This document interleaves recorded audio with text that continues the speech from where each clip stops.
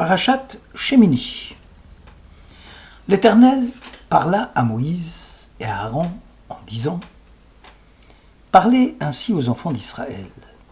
Voici les animaux que vous pouvez manger. Entre tous les quadrupèdes qui vivent sur la terre, tout ce qui a le pied corné est divisé en 2 ongles parmi les animaux ruminants. Quant aux animaux qui ruminent ou qui ont le pied corné, vous n'en mangerez point. Le chameau, il sera immonde pour vous. Le porc sera immonde pour vous. Lévitique au chapitre 11. L'animal est appelé Chaya. Rachi explique que l'étymologie de Chaya, c'est Chaim, la vie. En effet, le peuple d'Israël, étant attaché à Dieu, source de vie, doit s'éloigner de toute impureté qui ne peut que nuire à sa propre existence matérielle et spirituelle.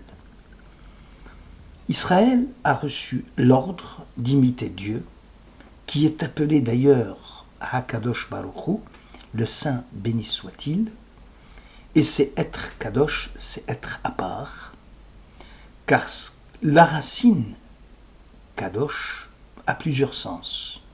Tout d'abord, retirer un élément de l'ensemble pour lui donner un statut particulier. Cette mise à part a lieu en vue d'un but élevé. Exemple, Dieu a béni le 7e jour et l'a sanctifié. Vaïkadesh Oto. On retrouve la racine Kadosh. Le commandement « Vous serez saints car je suis saint » figure dans la Torah accompagné de 2 préceptes, les interdits sexuels et les interdits alimentaires. Le chapitre des quadrupèdes que nous avons mentionné se termine par « Et vous vous sanctifierez et vous serez saints, car je suis saint, dit l'Éternel » au Lévitique 11. Le chapitre 28 du Lévitique, qui traite des relations sexuelles prohibées, reprend ainsi au chapitre 29 le commandement « Parle aux enfants d'Israël et dis-leur, vous serez saints ». Il y a donc un caractère commun entre l'instinct sexuel et celui de la nutrition. L'un assure la conservation de l'espèce et l'autre la conservation de l'individu. L'homme d'Israël, qui a reçu l'ordre et le pouvoir de réfréner ses instincts, car le judaïsme réclame haut et fort la soumission de l'instinct et non sa suppression.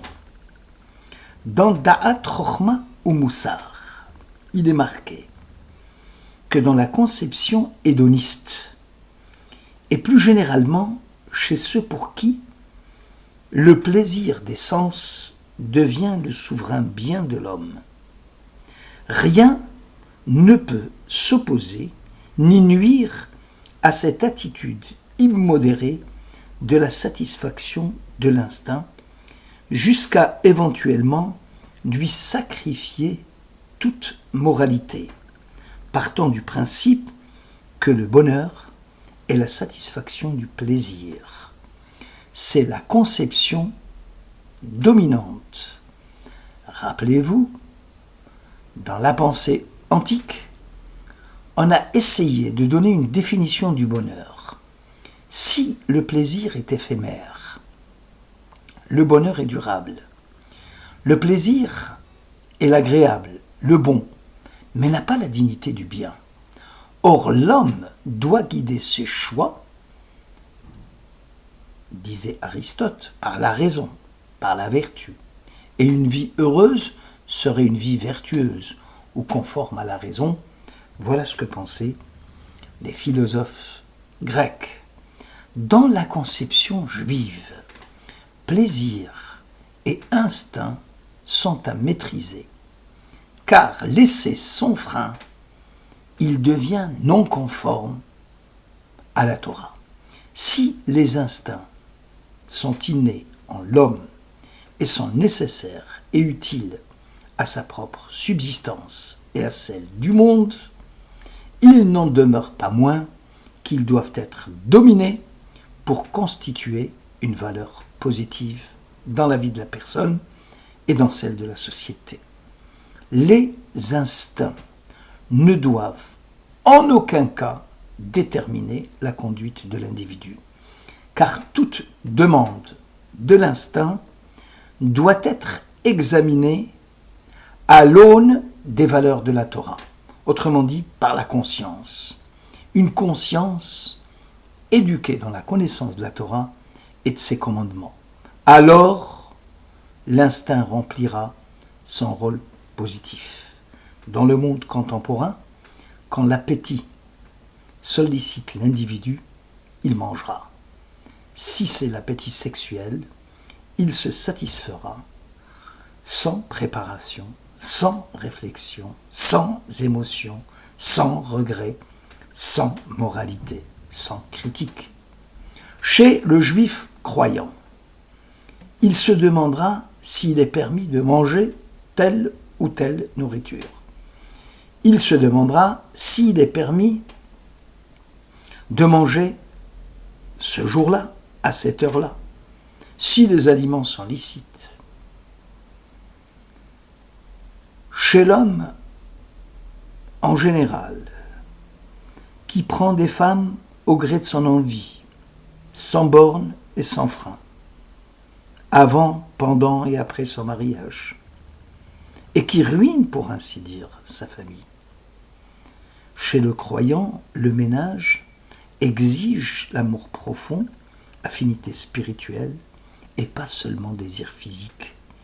C'est le secret de la vie de famille exemplaire, qui fut l'apanage d'Israël pendant des siècles. Aujourd'hui, l'augmentation des revenus dans le couple et du patrimoine deviennent une espèce d'antise pour lesquelles l'homme va s'y appliquer jour et nuit. Il n'essaiera pas de marquer une pause dans le temps, alors que le croyant issu d'Israël cherchera surtout à marquer une halte dans le temps, à travers le Shabbat et les jours de fête, mais il cherchera surtout à exercer la justice compensatrice, la tzedaka, où le revenu devient, pour ainsi dire, une dîme donnée à Dieu. Un comportement cupide, un regard interdit porté sur une femme mariée. Et voilà l'étude de la Torah compromise. C'est la preuve que la Torah ne peut pas supporter les contradictions avec ses propres principes. Car la Torah est émette, elle est vérité. Elle a un sens. Elle se définit par sa permanence et son universalité. Elle est cohérente. Elle ne peut supporter les contradictions. La recherche de la Torah a le mérite d'obliger à assumer le caractère moral de l'exigence de vérité. C'est pourquoi la vérité de la Torah et sa recherche relèvent de notre propre liberté. Le plaisir est un choix autre que la vérité. C'est le choix de l'illusion. Le plaisir, c'est le choix de l'erreur, du mensonge. Et ce choix est laissé à l'homme, qui peut refuser de voir dans la Torah la vérité et le signe de notre dignité d'homme. En d'autres termes, la Torah étant d'origine divine, elle exige de ceux qui la recherchent pureté des mœurs et maîtrise des passions. La sainteté renvoie essentiellement à la splendeur divine, parfaite et absolument transcendante, donc à son caractère sacré, séparé, à part. Le sacré devient une dimension fondamentale de la vie religieuse. Au contact de la Torah, l'homme religieux fait l'expérience de la transcendance. Les commandements sont la manifestation de cette transcendance. Le traité Hérouvin insiste sur le fait qu'une préoccupation mineure peut entraver la piété de tel ou tel docteur de la Guémara, de même que l'itinéraire vers Dieu suppose une échelle de la perfection. Car l'homme étant un être composite, sa partie spirituelle, son âme, est à chaque instant en danger d'être dominé par sa partie charnelle. Cette dualité foncière de la nature humaine n'est pas ignorée. Cependant, la vérité est que la Torah, par ses enseignements, nous fournit l'unique règle de vie dont nous ayons besoin et qui mène au but. Le Rav Schwartz, dans Yemot Olam, fait remarquer une différence entre l'approche juive de l'histoire événementielle et celle des nations, en s'appuyant sur l'étude ethnologique et alimentaire comparative chez les Ismaélites, les chrétiens et les Juifs. Israël est comparé au petit Capri, Chad Gadia, perdu parmi la société des nations. Le monde chrétien a pour symbole alimentaire le porc, alors que les Ismaélites, les arabo-musulmans, sont consommateurs du chameau et sont apparentés à cet animal. Chaque animal autorisé dans les régimes alimentaires de telle ou telle nation en devient le symbole. Le porc, dit-il, porte-drapeau de l'Occident chrétien, a bien le pied corné et même le sabot bifurqué. Cependant, ne rumine point. Le chameau, porte-drapeau de l'Orient musulman, est ruminant, mais n'a pas le pied corné. Le capri, symbole d'Israël, est ruminant et a le pied corné.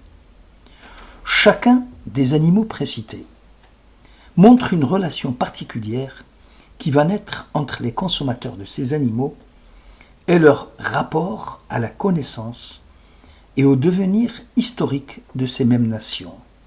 Le monde chrétien, écrit le Rav Schwartz, symbolisé par le porc, dont le pied qui est mis en avant est corné, montre que la civilisation occidentale est forcément tournée vers l'avenir. Car le passé est synonyme d'état sauvage, de barbarie. Le mot civilisation dans l'esprit occidental introduit une notion de progrès, un état d'avancement des mœurs et des connaissances, qu'il s'agisse d'une réalité ou d'un idéal à obtenir. La civilisation européenne s'est considérée comme supérieure à toutes les autres, tant sur le plan moral, intellectuel, technologique. Cependant, en ignorant son passé et en ne l'assumant pas, n'a-t-elle pas aussi produit la Shoah, avec ses actes de barbarie les plus graves? Le monde arabo-musulman, symbolisé par le chameau, donc un ruminant, ne cesse de ruminer sur son passé glorieux, sur l'époque du prophète Mohammed et des califes, au rôle culturel joué par cette civilisation au Moyen-Âge. Toutefois, la pensée musulmane a éprouvé des difficultés et des réticences à opérer une émancipation de la tutelle religieuse. L'islam, en Iran, les talibans, l'Arabie saoudite, les Émirats, en est la plus sinistre illustration. Le monde juif, symbolisé par le capri, ruminant ayant le sabot bifurqué, est le seul qui soit tourné vers l'avenir, en prenant appui sur sa civilisation passée, d'où la valeur accordée au présent, lien indispensable entre passé et avenir.